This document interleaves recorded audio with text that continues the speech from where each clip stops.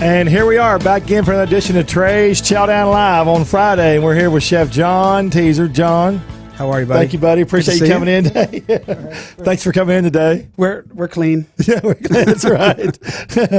All right, guys. As usual, I want to do a little bit of stuff here locally, and then we're going to do one thing nationally.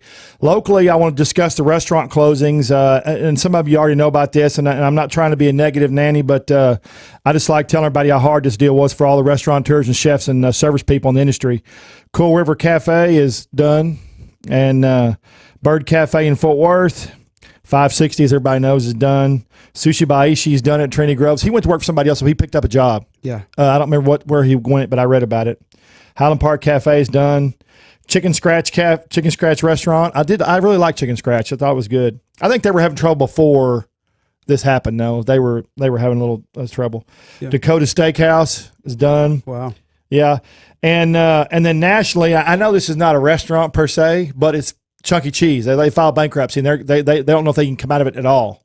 Wow. They're going to close 100 restaurants, and I mean, that's just for kids. I mean, that's just for the families. No, I miss Dave & Buster's, and I read this morning that their profits are down over 65%. Yeah. Since the pandemic. You know, this has really hit the hospitality and the entertainment business. Really, something terrible. Really, really hard. You know, and it's hit everybody really hard, but I don't think people realize the impact of what it's really had on the restaurant business down the line, from the owners all the way to the dishwashers. You know? No, I don't think they'd noticed it at all.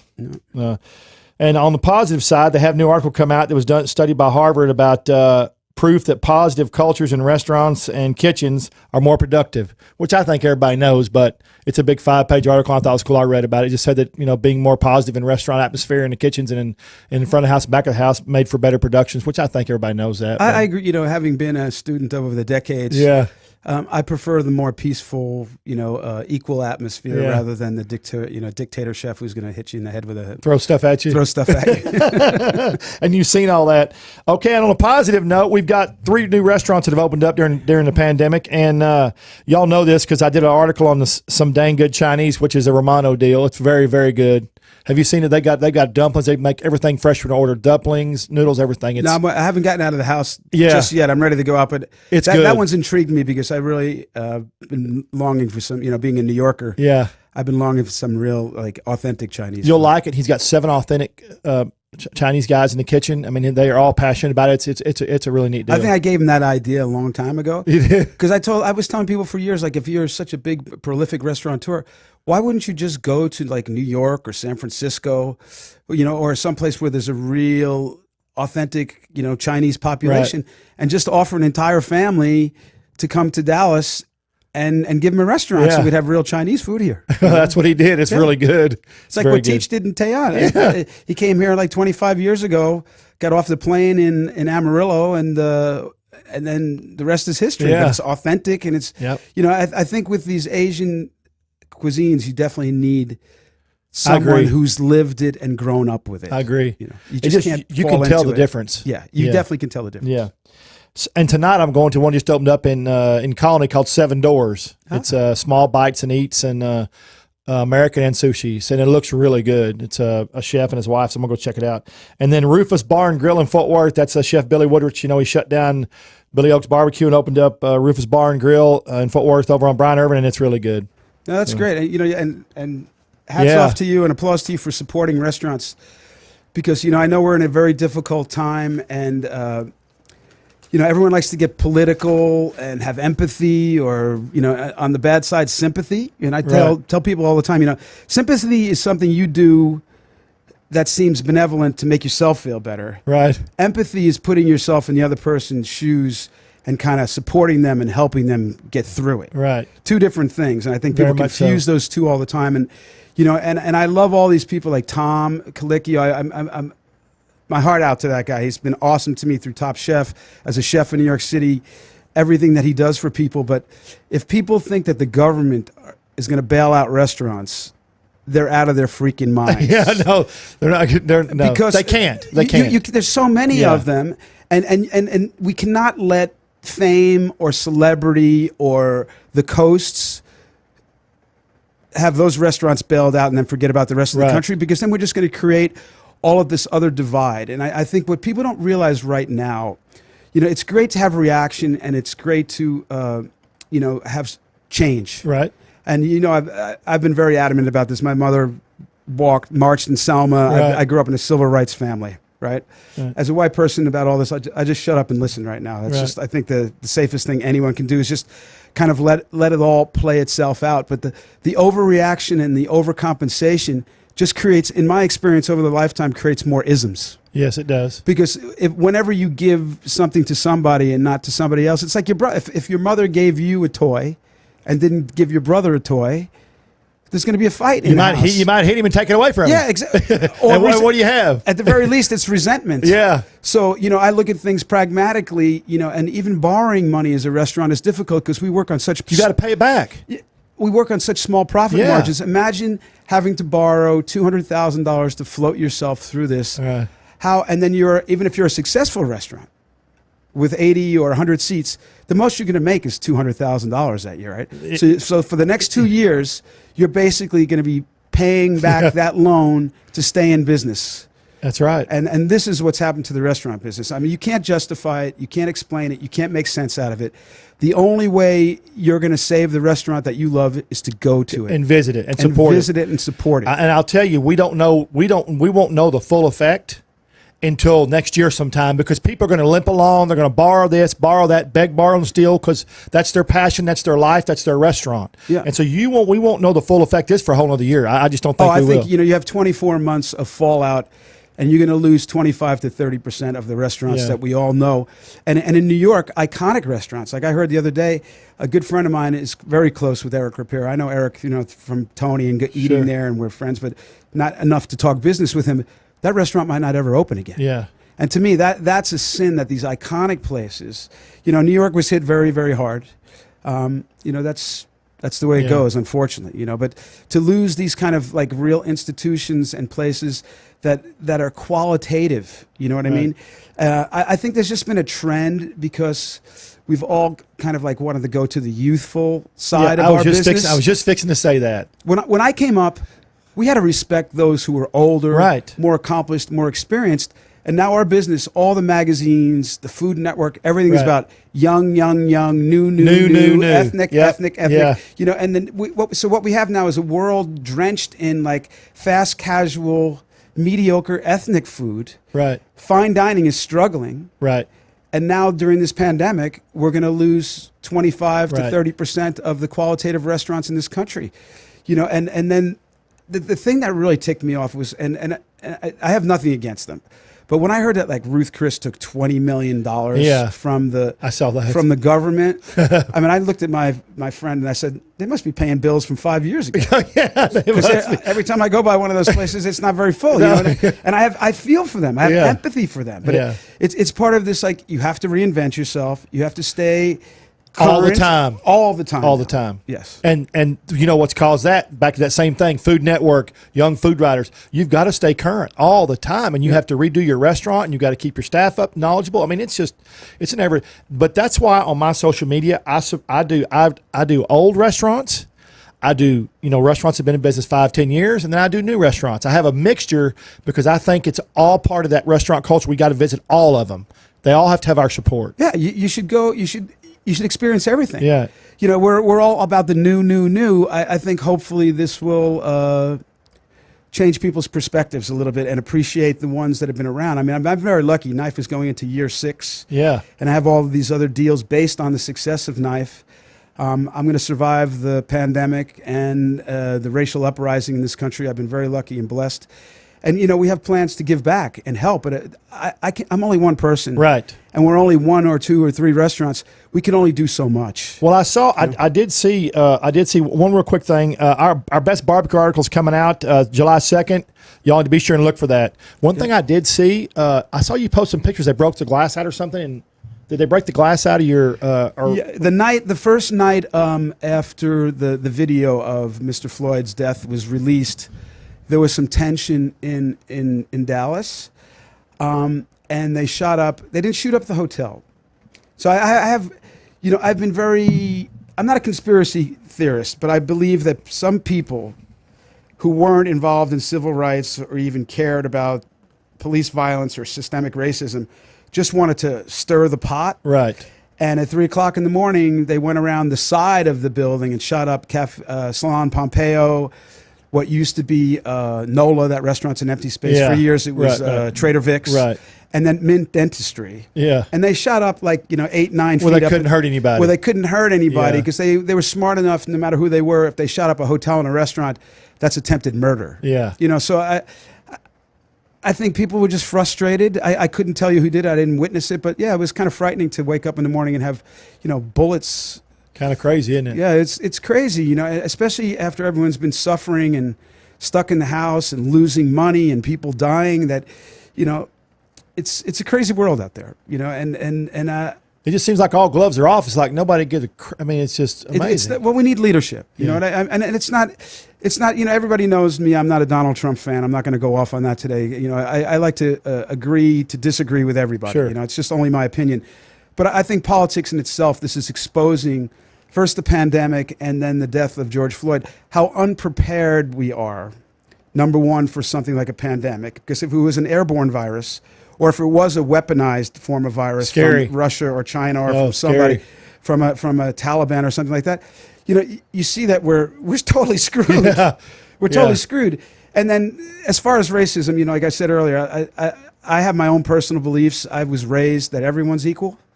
And in the same way, I believe it works two ways. So if you don't like somebody or something, it's not that I don't respect you. I'm just not going to attack you for it or get involved in it. I live my life my way. Right. I'm only a human being. I let God make the decisions. I tell my children, it's not for a human being to be the judge or the jury. Right. And to be a judge and a jury at the same time is probably the worst thing. Yeah. Worst thing you could possibly do. They got to be separated. I learned a long time ago, just let go and let God take care of these things. And, conduct yourself the way. Treat others the way you would want to be treated yourself. That's a big thing. Yeah. Now let's talk. You're from New York. I'm a New Yorker, born and raised. Right. And you started your career in New York. Yeah. I was a chef. I started working in restaurants at 16 years old, washing dishes by hand. Ironically, I learned how to grill hamburgers and steak on a gas, like with those radiant stones. Right. In a cafe, and it was a pub in West Hampton Beach called The Magic, which we had the hamburger because it was a hamburger with cheddar cheese, bacon on an English muffin. So to this day, I still don't you have a burger called The Magic? Yeah, I've eaten it. Yeah, I've eaten it. It's all English muffin. You've touted, you've loved it. Everyone loves the Ozerski, but I like The Magic. Yeah.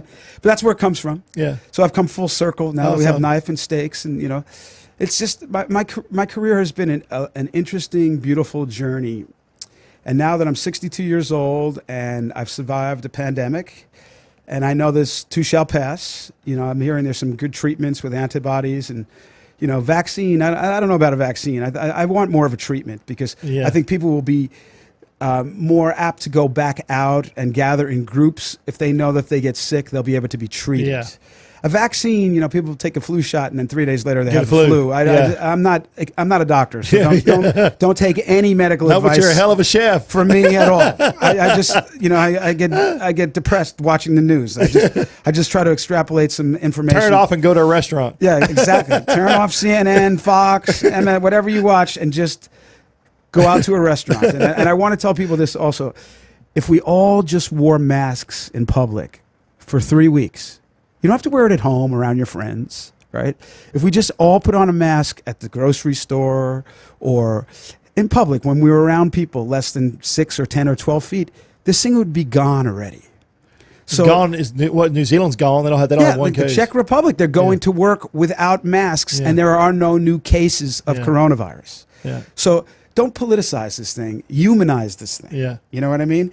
And let's get back on with our lives so we don't have to talk about such disparaging things and worry about getting bailed out by the government, going into a recession, having 40 million unemployed people in America. Come on, everybody. And it's not about you, me, or the other person. It's about all of us just getting back to our lives. Yeah, getting back doing normal things. Visiting local. The biggest thing is to visit local businesses. That's my biggest thing right now. Please visit your local restaurant. Eat, drink, carry out. If you want to take it out, carry out. That's good. Now let's talk about when this thing started. you were as you like any other chef or restaurateur was. But let's back up a minute. You're in a different position because you're not only a chef, you're also a restaurateur. Yes. Which means you rely on yourself, this is the company right here. That's right. Which is a big difference than somebody that gets a paycheck from somebody else. Exactly. So you had to figure out what to do, and you was going through your mind, and then so tell us a story about how you decided to sell your steaks and what happened. I'll tell you, the first few days I was like, wow, thank God I'm in this position because I have this wonderful licensing deal in Orlando at the Ritz-Carlton at the Grand Lakes Resorts. We're going to open up in Laguna Beach, which is Marriott, but will be a JW Marriott Outer Reef. I'm going to go back to the seafood. I'm doing a deal in Austin right now for a brand new hotel, which I'll do all of the F&B and have a knife in Austin on 12th Street. Oh, I can't wait. Sometime in 2021. And so I was like, thank you, God. I was on my knee. I'm telling you, Trey, I was on my knees going like, thank God.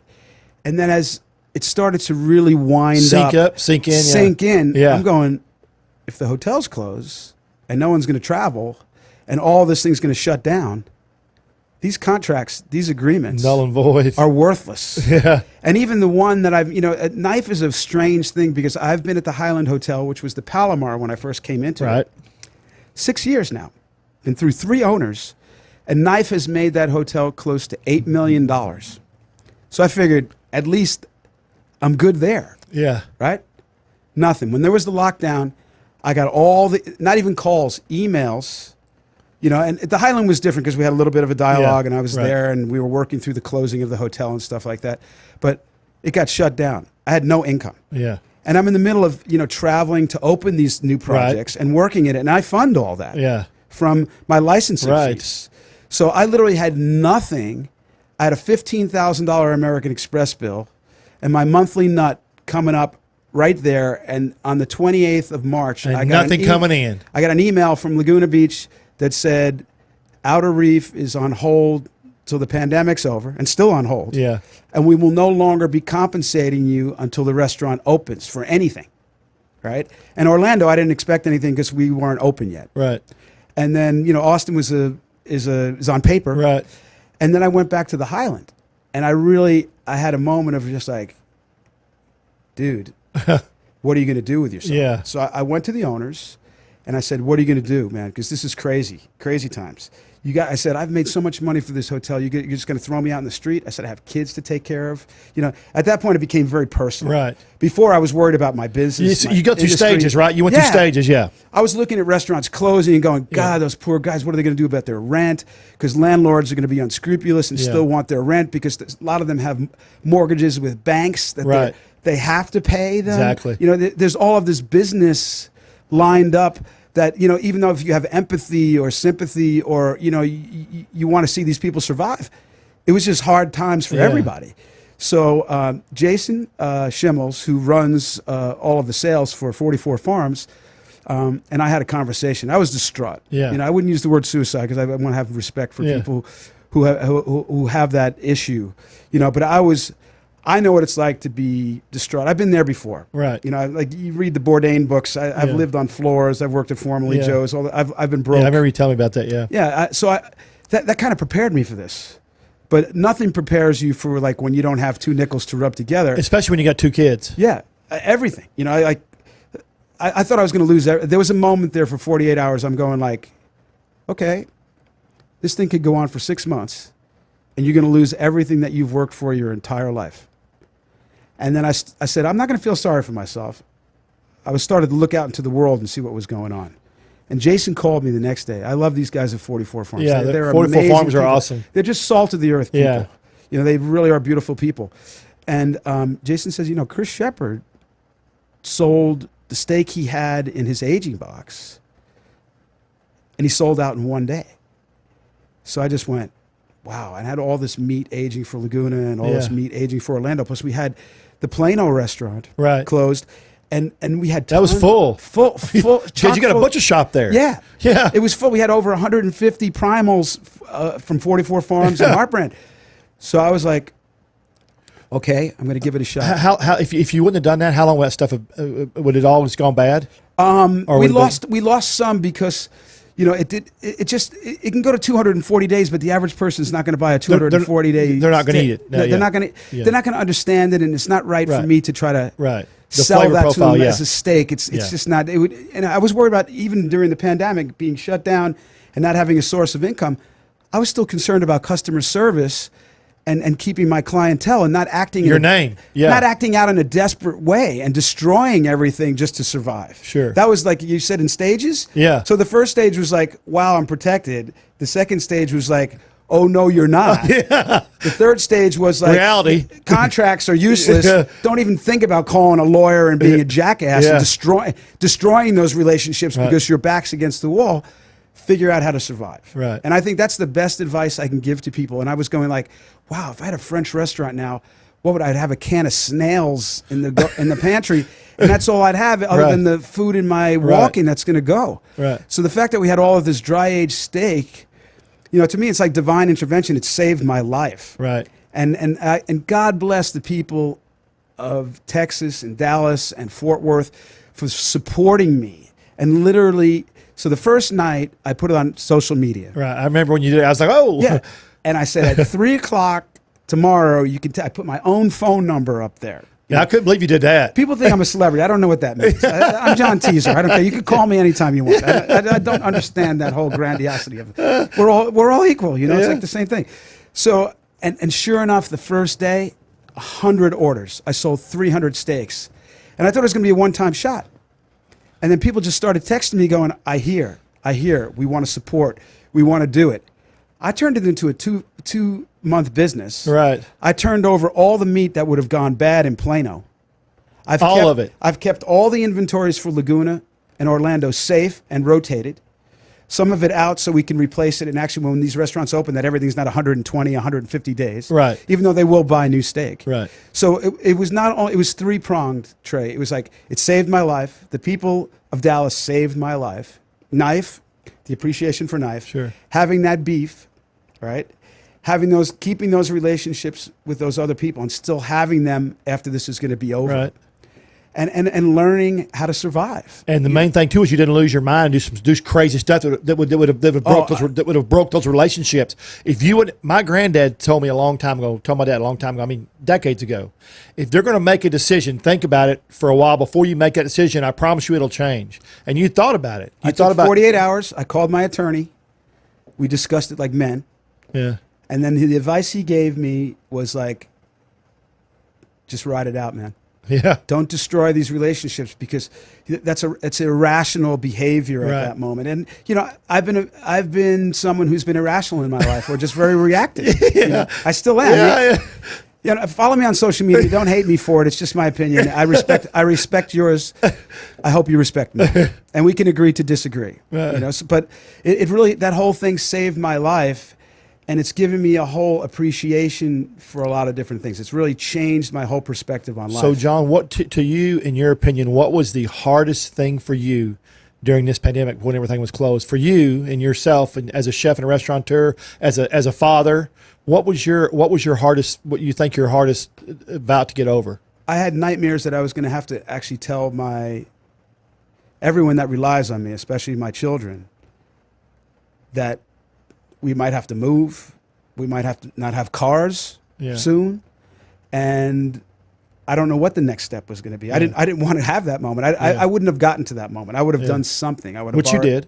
I would have borrowed some money or something, which I wouldn't have wanted to do because I don't like to do that. I've been in the restaurant business my whole life. As soon as you borrow money, it's right. It hangs over your head every day. You think about it every day, all day long. It does. It changes relationships. It changes your body chemistry. It changes your health. Your personality. It's an evil. That's where money is the root of all evil at a certain point. But I'm blessed. And I'm going to try to support as many people as I can as we come out of this. And it's really a level of appreciation and understanding for my customers and people out there. And I just want to say thank you to all of them. I mean, I have, but I still have people calling. We're open. And as a courtesy, I'm still selling steak to people who don't want to come out of their houses. Yeah, so I was going to say, still doing pretty good. I'm not just going to say, hey, screw you, I'm open now. No. I have an obligation to keep them. I told people when I was talking, I told you I talked to chefs every day, restaurateurs every day during this whole deal. I would call, I'd make 4 to 6, 8 calls a day and talk to people. And the people who survived and have done well are people who made that change, who figured out what they were going to do. They went with it. They just took their gut and went with it, and they started doing the carry out or selling barbecue or selling whole briskets, whatever they could sell, curbside, setting up tents. And those people that made that change are fine. They're going to be fine. The ones that just gave up are not going to be around. And I'm sorry to say, if you just give up on your passion, you're not going to have it anymore. You know, that happened to me once before in my life, Trey. I had a restaurant, very successful in the Hamptons, had an 11-year run. People don't, you know, they used to call me parapathetic, which means I moved around a lot. Yeah. But from 80... No, but you liked moving, though, didn't you? But from 80... Actually, I worked in the restaurant from 77 to 82. At the age of 24, I bought it at 24 years old, and I ran it for 10 years. Sold it and went broke. So I knew what it was like not to have anything. I lost my apartment. I got divorced. I lost my daughter in the process. I lost everything I had. I had not one material possession except the clothing on my back. And this day, when the pandemic hit, I flashed back to that moment. Oh, man. But what that moment taught me was what not to do. And exactly what you said was, don't give up. Don't expect anyone. I'm not saying this in a negative way. Don't expect anybody to help you when everybody's suffering. Yeah. You know, don't turn the self-pity. You know, at that moment, that's when a woman or a man needs to be an adult. Yeah. And you got to figure it out because you have kids, you have responsibilities, and this wasn't the end of the world. It was like I was thinking maybe 6 months. Right. I was going 6 months. I said, there's too much money on the table. Medicine's got to come through. Yeah. The whole world will collapse. All this goes through your mind. Yeah. Yeah. It's like racing through your head. Yeah. And then when I got the first orders of steak, the whole world just like literally it was like the sun came out. Yeah. My heart opened up. The stress went away. And I was able to like function again, stay home, take care of the kids, do my ordering twice a week. I took care of the hotel. I even sold some of their meat that they owned. Yeah. You know, and I felt I had a transformative moment. You know, I mean, I'm adopted. I never met my birth mother, and my adoptive mother was awesome. She really laid the groundwork for who I am and all the things that are good in my life. And I went to therapy during this time, and I was just like, my mothers would have been proud of me. Yeah. You know what I mean? And I really, that to me was the most freeing part of it. You know, the difficult part was telling my family that we're in trouble here. Yeah. But then when I could tell them that Dad's a man and I came up with an alternative and we weren't getting cocky about it, we weren't taking advantage. We were like, I've sent steak to people around the country that didn't have 2 nickels to rub together, you know, because I wanted them to feel like somebody was caring for them or somebody was there for them too. Sure. You know, in New York City, guys that I know that had tons of money, I just sent them steak. It's just crazy. I told you before the show, when this deal was going on, I would get on social media every day and read and knew about restaurants in New York and LA through their social media because I was trying to stay abreast, and it was just crazy. It's still going on up there. That whole restaurant dining scene in Los Angeles and New York is going to be totally changed forever. More so, I think LA might rebound because California's it's just more open and more outdoorsy. Yeah. New York, if there's a second spike this winter. It's never going to be the same, but if New York gets a second spike again in September, October, November, I don't think the city won't ever be the same again because people will be apprehensive to even go there and enjoy themselves, let alone go to a restaurant or want to live there. Yeah. It's a serious time to take a look. I think what this pandemic did for me, and I hope other people feel the same way, I had to take my own inventory about how I get along with other people, how I conduct myself as a human being, how prepared am I truly there to take care of my family rather than just being like chef all the time. Or like, hey, Daddy's in Los Angeles today, or Daddy's at Pebble Beach, or Daddy's at Aspen, or like, I'm cooking on TV. That whole thing's blown up in my head. I don't care about any of that stuff anymore. Right. I care about just putting food on the table, keeping my family alive and safe. Normal John. Yeah. Everyone should just go back to being normal, who they are. Forget about all of this, I want this, I need that, all that kind of stuff. Yeah. It's been a time of reckoning, and I hope that it sticks with people. Because we have a habit here of forgetting really quickly because of the way the world moves so fast. 911's a good example. I mean, It's yeah, Exactly. yeah. I mean, I've never forget. I remember that every week. I remember that. It's just so scary.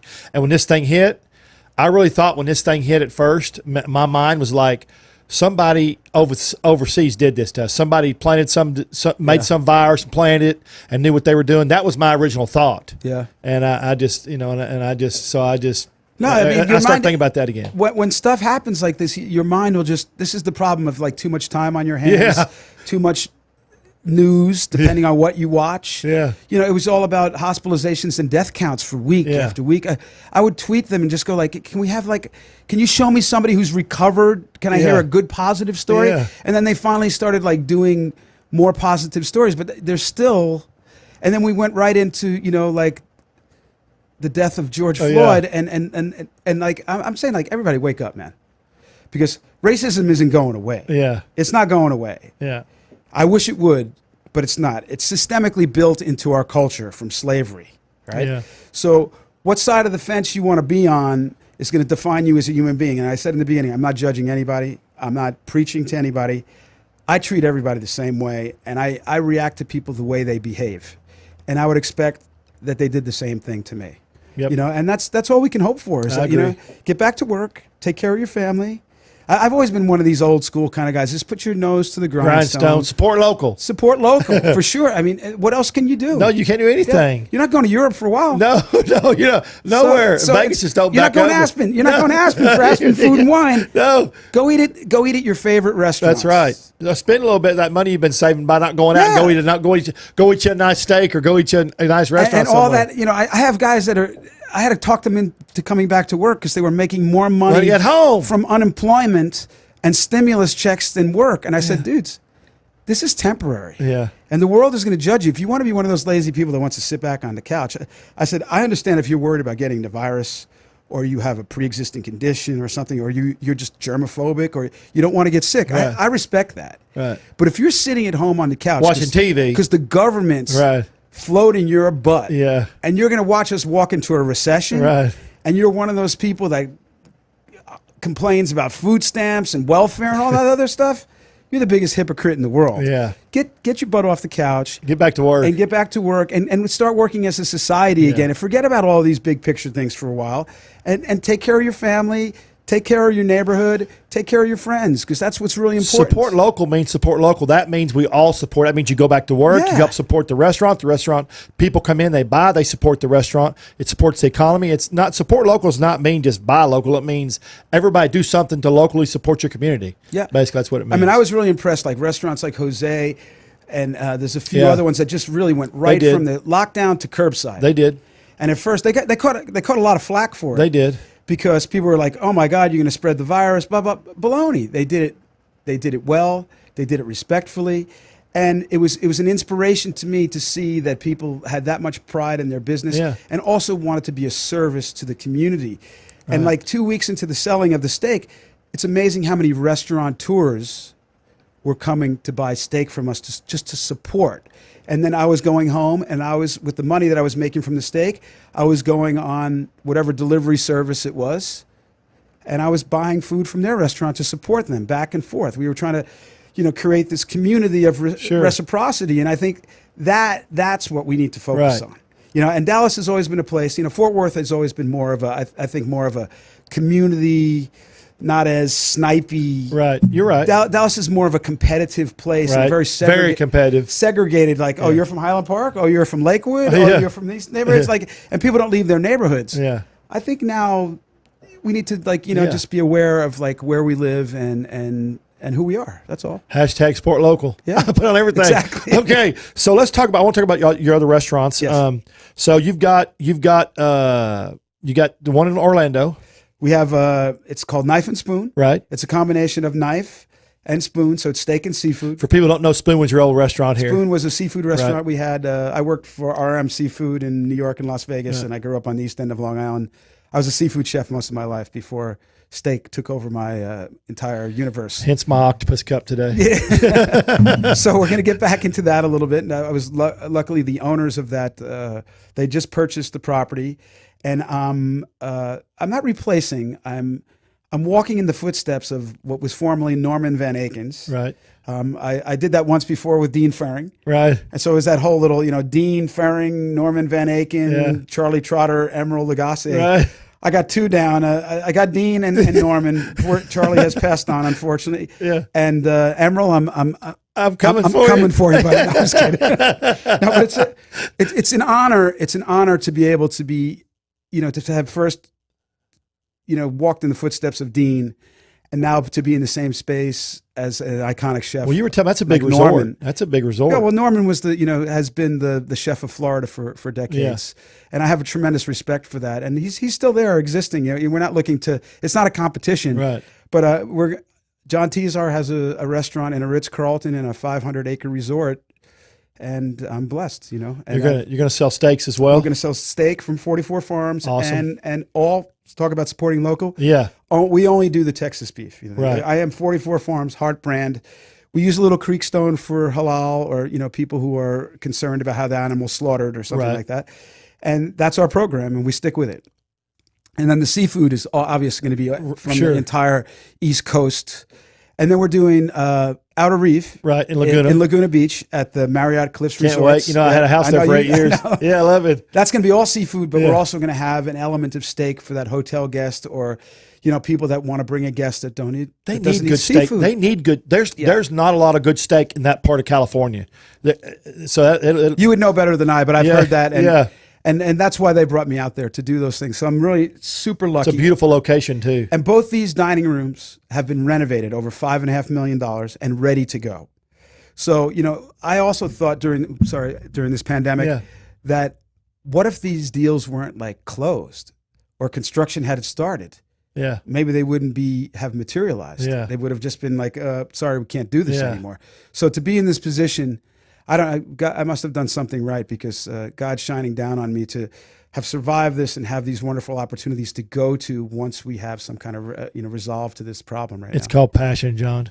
They see your passion, what you've done. It's my life. That's right. But I'm there were times in my life where I needed a lot of attention because I was insecure and jealous, and I just wanted to be somebody. Don't you think that sometimes as we grow, a lot of us are like that, and as you grow, you kind of realize what's important, and you can get out of that aspect of it. I think it's still passion. I think when you're young, you're misguided because, I didn't have a lot of mentors at that point, because my dad had some emotional problems as I was older.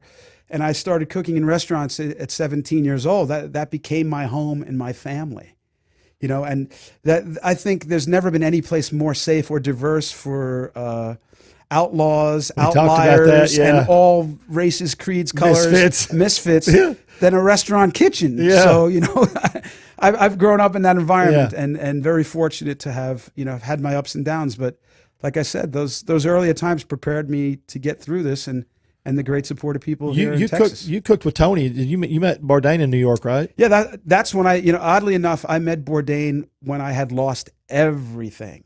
Okay. I was getting evicted. I literally picked up the New York Times when you could pick up a newspaper and go to the want ads. Remember those days? Yeah. Oh, yeah. There were pages actually real of them. jobs. Yeah. They were actually before headhunters, before social media and electronics.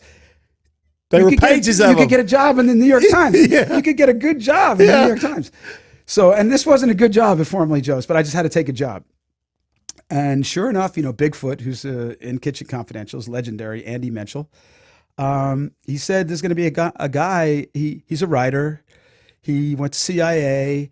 He goes down to St. Martin with his wife, at the time Nancy, and he writes and hangs out. And during the busy season, he comes back to New York and he helps me out. And he's worked in other restaurants before. So he goes, I said, great, a trained chef. And so Tony and I hit it off. And I was just reading, I do audiobooks, but I was just going through that the other day because it's the second anniversary of his passing. Right.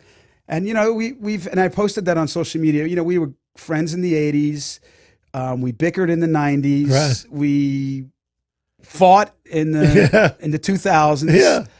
And, it's just amazing that I got to share that much time with him and him with me. And it taught me a lot about, how people's paths in life can change. And you kind of stick with what your passions are. And getting back to what you're saying about passion, when you're young, unless you have really solid grounding and a lot of mentors, it turns into like jealousy and desire, and it's almost biblical and all of these things, like a fable. Right. All the things that you shouldn't be doing. But I think as you get older and you fall down a few times, you learn that the passion is really just what you love and what you have to channel it. The path you should be following. You just kind of get rid of some of the demons and learn how to do it the right way. I have demons. I just try to let them poke their head up too often. Yeah. You know what I mean? Everybody has demons. I mean, I mean, I think the sooner we realize that we're all just kind of like, flawed human beings, and the best thing you can do is just try to make yourself a better person every day, and try to do the best you can, but prioritize like your family, your children, your friends, and put things in perspective. I like Bob Dylan and Ray Wiley Hubbard and guys that I think everything's better with a story. That's why I like songs with stories. And Ray Wiley released one last week, a new song called "Bad Trick," and it's everybody turns a bad trick now and then. And everything he says in this song is true. And I just absolutely love the song. And what he's saying is nobody's perfect, and it's the truth. You just have to figure out what makes you drive and do that, and then what's not good for you. You can't get rid of it, but make it go away, make it go down somewhere you can do your job or do what your passion is. No, exactly. I'm a simpleton in the sense that one sentence or a validation from another human being can change the path of my entire life. Sure. And about 20 years ago, there was a chef in New York named John Shank. I think he came down to Houston to cook for a while because he worked for Strip Steak and the Glazier Group for a while. But I met him when he was the chef at the Monkey Bar. A famous chef. Monkey Bar, I like that name. Yeah, it was in it was a hotel on the Upper East Side, and they had the restaurant, the Monkey Bar, in there. And John told me, he goes, in this business, never judge anybody by what they did yesterday. Look who they are today, because it's a tough business and they can change. And you have to understand that they can learn lessons, they can change, they can become better people, and everybody deserves a second chance. And I'm on like my third chance, so I understand that more than anybody. So it's just about like kind of being happy in the life that you have, and when those demons do pop up, realize they're demons and just kind of push them aside.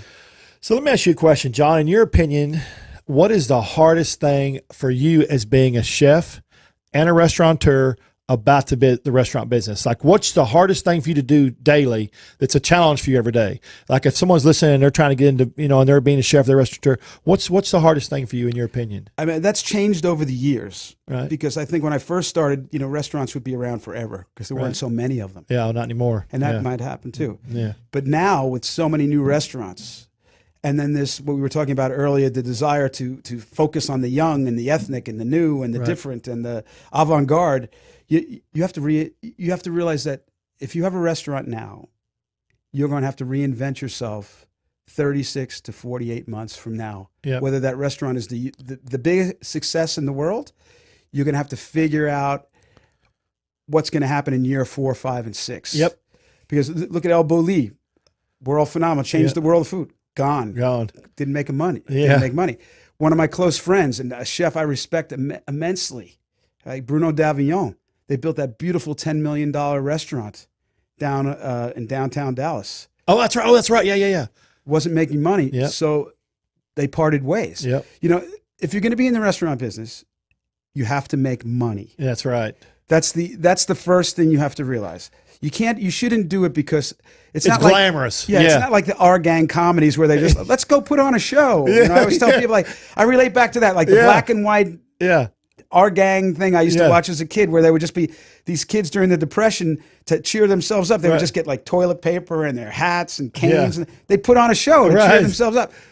That's not the restaurant business. Right. No, it's not by any means stretch of the means. And when you throw in commercial real estate and percentage rents and the cost of food, triple net leases, labor laws, all this stuff, you better have a business plan, and you got to make money. Stick to it. And you have to make wise business decisions too, because once you sign that lease, you can't complain about it. And if the guy across the street or hard times come and prices go down, and you're paying $70 a square foot, and the guy across the street's paying $35 a square foot, guess who's screwed? Yeah, that's right. And I think we're coming out of a period where a lot of people, just a lot of growth here in Texas in particular. Right. Like I see it in Plano, I see it in Frisco. Right.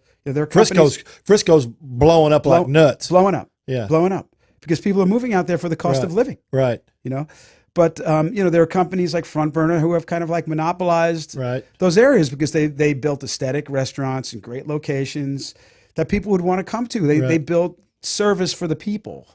So I think those are the three things. Number one, have a good business advisor. Right. Know you got to make money. Right. Take a look at what you're paying and what the market is out there. Location, and be a service. Have a vision that it's the hospitality business. It's not the me business. Right. And as a young chef, we're all about, anybody young, it's about me. You're making your bones. Right. You want the world to pay attention to you. As you get older, you make it less about yourself and more about sustainability and the people that you surround yourself who are going to support you. And you do that through taking care of business and through service. Nothing's going to function in a restaurant without quality service and quality products. Yeah, we met just by you tasted the food and you had the experience. Right. The experience of a restaurant says it all. Right. But they even make equipment. Like when I first was in the business, equipment would last forever. Yeah. Now restaurant equipment. You and I talked about this a long time ago. Yeah. 5 years. 5 years tops. You got to replace everything. Even if you clean and maintain it 5 years tops. I just replaced the entire line 6 months ago at the Highland Hotel because we had to. It was all just it was cheaper to replace it than to maintain it constantly from it breaking down all the time. Crazy. Where when I was a young chef in New York, that stove was there for solid 20 years. Yeah, solid. Yeah. As a matter of fact, some of the old restaurants are still using some of that old stuff. Yeah, when you go into hotels, they still have stuff from 10 years ago, 15 years ago, or older. Yeah, it's crazy. Now, so let's talk about your book because I saw you sign a bunch of books one day. I came to your place and you were signing books, and I didn't say anything to you, but I just watched you, and I watched you sign like 8 or 10 books, which didn't seem like a lot to me. But they were stacked up, and you were signing them one by one.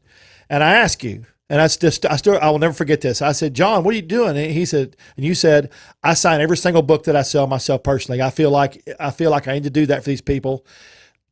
You don't use a stamp. You don't have somebody do it for you. It's not made. You do every single one. I don't just sign some weird, like avant-garde signature. Right. I write a message to them. And that's passion.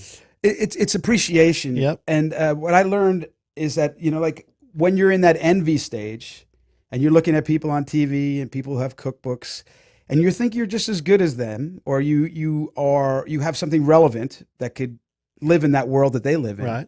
Right. There's a little bucket list that I realized that there was in the restaurant business. Right. You don't know that. No one gives you a manual. No, they don't. When you get to the level where the politics starts to kick in, that's when you start to take notes. Right. And to be a notable chef, one of the things on the bucket list was you had to be a published author in a cookbook. Right. You had to have something of value for some reason that carries weight in the restaurant business. So by the time I got the opportunity to get that book deal, I was so appreciative. I still think I have an obligation to anybody that spends, whether they're buying it on Amazon now for $19 or they paid $30 in the restaurant, they need to know that I appreciate that. Right. And it's the same thing I feel. I wish I could go to every table and thank people in every restaurant that we have. But, I let other people do that now. Yeah. Like I have no problem. I've hired Gerald Sombright, who I was on Top Chef with, to be the chef of the restaurant in Orlando. Oh, cool. Right? He's going to be the chef de cuisine. That's awesome. I have Jake, who's worked with me in New York, and he worked with me at RM Seafood. He's been the chef at Plano. I hired a young lady in California who worked for Nancy Silverton, right? So I'm not trying to impress you, but, I've looked at this. So I have a woman as a chef in California. I have an African-American chef in my restaurant in Florida. And I have a Mexican chef in my restaurant here in That's why I never see you in Plano. You got somebody taking care of business. You've delegated it. Oh, yes. You got to delegate. I know you do. And I'm moving, I'm 62 now. I love cooking. I want to be there, but I have to take care of my family, and I've been given these opportunities. It's time for me to mentor and become more of the restaurateur/chef. Sure. And before that was hard for me to do. Right. Because I'm like, I don't, Gerald might win the James Beard Award down there and at the Ritz-Carlton if they feel like doing What about me? Like, what about me? I don't care about that anymore. Yeah. I care about my friends and my family. I care about hospitality, this business, and supporting other people and people like yourself who are supporting other people. And we did this long before, I'm an anomaly because I've been doing this for the last 10 or 15 years, whether people realize it or not. I don't care. I don't need an award. I don't need a pat on the back. I just was taught that's the way you're supposed to live your life. Like be somebody. And then when you have something, support and give back to other people. It was always strange for me to see very wealthy, very successful, very famous people just get more selfish and closed as they got bigger. Yeah. I never understood that. Yeah. I still don't. To me, I'm just not wired that way. No, because what happens is those people are why you are where you are. It's like actors and actresses that don't want to be filmed or take pictures, but don't want to talk to people or don't want to go talk to their community and stuff. You're there because they're buying your tickets, they're buying your videos or your DVDs or watching you on TV. And people just, I don't know, I don't understand either. It's and I've never looked at, as much as I've wanted it, I've never realized that I've actually obtained it. And people tell me I have. So that still hasn't plugged in yet. Yeah. Because I don't think I ever want to plug into that and become that person. Just want to keep trying. Not at this point in my life. I want to stay hungry. I want to keep going. And that's been a valuable lesson too, is to just kind of stay grounded. Anytime I start to feel my feet come off the ground, I try to put myself I have back somebody down. in my house that keeps me grounded every day when I get up, when I go to bed. She's a good woman. Oh, she keeps me grounded. Trey, who? Go sweep that floor. My kids keep me grounded. Yeah, that's right. Because they don't care who I am, where I've been, or what I'm doing. That's right. They're just like, Dada, I need breakfast. That's right. Hey, when's Plano going to reopen? I think Plano, we're still closed in Plano, not because of troubles or the pandemic. Starwood went upside down in the mall. It was they were really, really looking forward to bringing life back into that mall. And a series of circumstances stopped that from happening. And they went upside down in their financing. So the bank took back ownership of the mall. Oh, crap. And they were our partner. See, I was the anchor tenant there. Oh. And they paid all of our bills. They did everything. It was almost like a licensing deal. Right. But they gave me 90% of the equity. Right. And then I gave 50% of the restaurant to George and a small piece to Jake based on his salary because I knew I was going to be doing these other things. Right. So we finally have worked through it with the new management company and the bank. Okay. And they've agreed to honor our deal and work through it. We're going to sign a lease of our own now and operate as an independent restaurant. Okay. George is still going to operate the restaurant. It's still going to be Knife. Jake's going to go back and be the chef. Okay. And we should open probably like August 1st. Are the other restaurants still open around the area there? I think the Mexican Bar Company and Terra Mediterranean's doing curbside. Okay. And I don't know. I think Whistle Britches has been doing curbside pickup. But it's such a strange location for curbside, even that was hurting them. You know what I mean? Because they need to finish the project. It was, it's complicated business that people don't really need to understand. So I always give gifts to my chef. Oh, awesome! And because you're a burger guy, I got you 2 pairs of socks. Oh, thanks, buddy. I really appreciate your support. We love watching you on Fox 5 here in Dallas when you do the greatest of, and thank you for picking the Ozerski and us as the steakhouse. It means a lot to us. I just hope people realize that it's the time to appreciate what you have, and be thankful and support and give back to those people who have supported you. Yes, it's sir. the only way to be. Websites? Oh yeah. Instagram, Chef John Tesar. Chef John Tesar Instagram. Disregard my political statements, but everyone's political these days. And Twitter, same thing, Chef John Tesar. Right. Knife.com, johntesar.com. You'll find me out there somewhere. You'll find me out there. If all else fails, you can go to my website. I've got a big picture of John. You just tip that link and it goes right to your social media. And if my political affiliations offend you, please come to Knife. I'll buy you a drink. You buy a steak. And we'll just agree to disagree. Don't hate me just because we're different. That's right. That's right. I love you just the same. That's right. So Knife is open in Dallas. If you haven't been to Knife, y'all need to please go. It's one of my favorite restaurants. And of course, you heard John here for the last hour talking about it. But I'd like y'all to go. And if you just want to have the Knife Burger, just get the Knife Burger. The Knife Burgers has won my 2 years in a row now. Hence that coffee cup right there. Thank you, sir. Out of respect, I will drink the clean, sanitized water during the pandemic. And TreysChowdown.com. If you haven't seen it, I'm sure you have. If you haven't seen it, TREY, TreysChowdown.com. You can go to the blog section and read all about the blogs. We have a lot of best of stuff. We're fixing to have our best of barbecue. Wow. And I've been holding it off because I wanted to make sure the restaurants are still going to be open. that they were going to be open fully, that everything was going to be operational. You could get into them, get out of them before I released it. So I thought burgers were a challenge. Yeah. Oh, yeah. Best of barbecue in Texas. Yeah. Look out, folks. That's you're going to be doing a lot of eating. I get chastised. I've been doing it for a year. I get chastised, but it's my opinion. I'm pretty good at it. I respect your opinion, and you're a good person, and that's all I have to say on the subject. So, Knife Burger. Can they just get a burger from? You can pick up. We're doing curbside at Dallas. Okay. Knife Burger will probably open before the restaurant in the mall. I think George is working on that right now as we speak, and I hope to do more with Knife Burger, but I have to get through the current situation right now. So I was going to open the restaurants in California and Florida, and reopen Plano, and have Dallas all back to normal, and then I was going to look myself to find a more, I think, just more approachable location for Knife Burger and build on people's love of the Ozerski. So that's still to come. Next week. See ya. See ya.